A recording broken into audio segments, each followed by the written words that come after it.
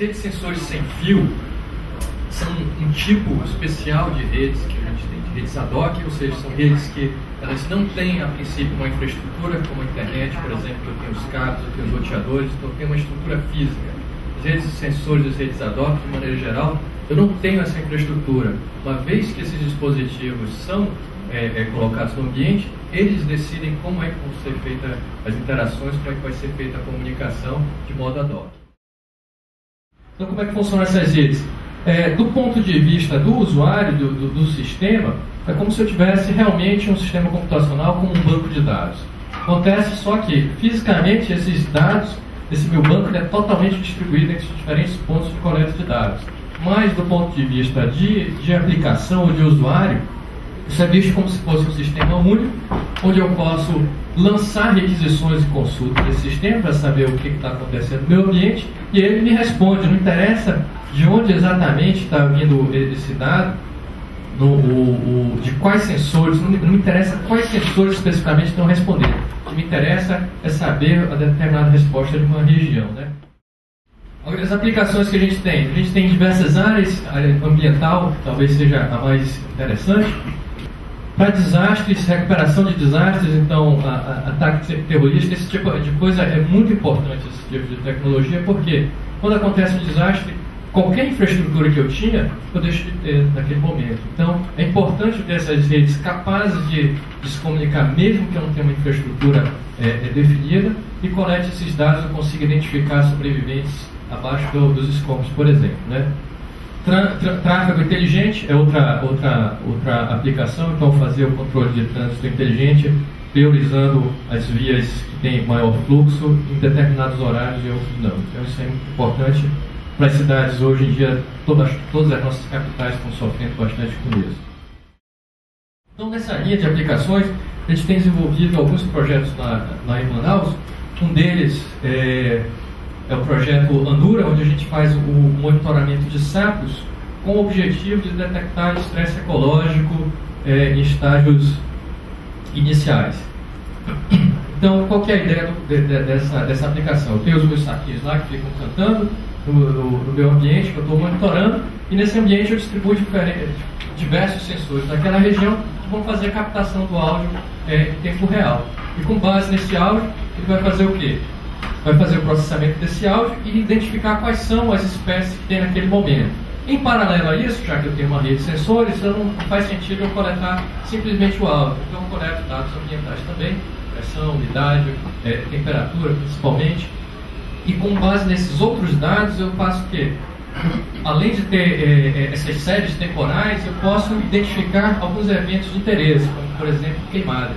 E com isso a gente espera ajudar os nossos amigos biólogos a, em algum momento, ter um entendimento melhor, chegar ao ponto de ter alguns modelos que descrevam essas interações ambientais e ter um entendimento melhor do funcionamento desse ecossistema que a gente esteja monitorando naquele momento. A micrometeorologia é um dos ramos das ciências atmosféricas. Está caracterizada basicamente por interpretar sinais ou estudar a turbulência na atmosfera.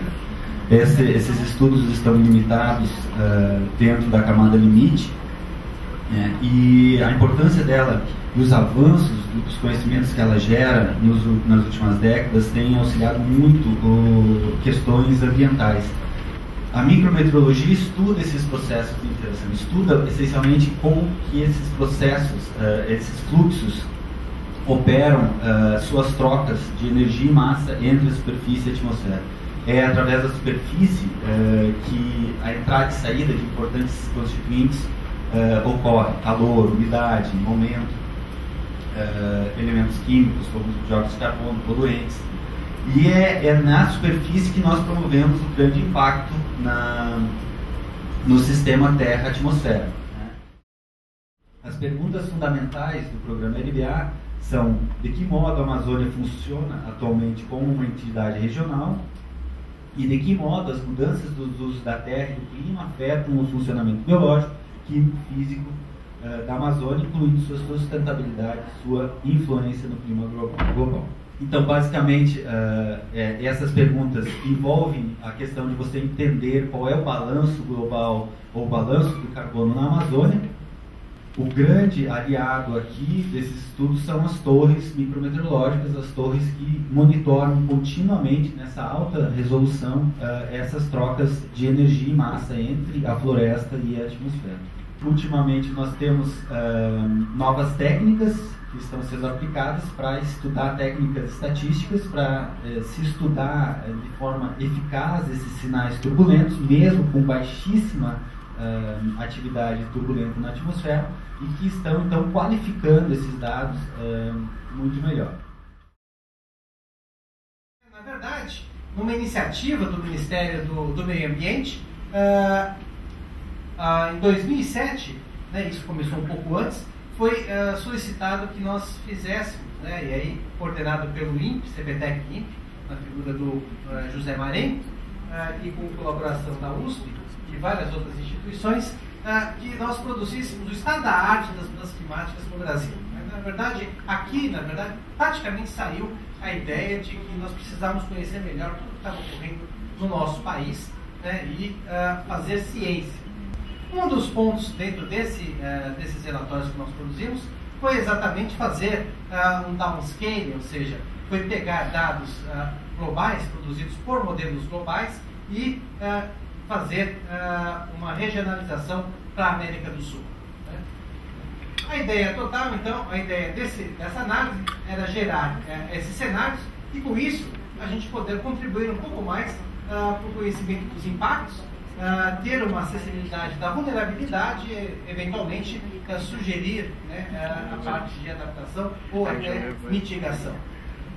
Bom, um dos resultados que nos chamou a atenção naquela época é de que a parte mais norte e nordeste tem, em princípio, um cenário futuro, considerando emissões extremas de CO2 e outros gases, menos chuva. Né? Teria uma tendência de ter menos chuva nessa região. Enquanto que a parte mais central e sul do Brasil, uma tendência de ter mais chuva. Né? Cenários futuros não são prognósticos, né? Não são previsões. Né? Dentro desse conceito de que você pode ter um aumento das concentrações, o modelo te dá como seria essa tendência, né, em termos de temperatura e precipitação, considerando essencialmente concentração.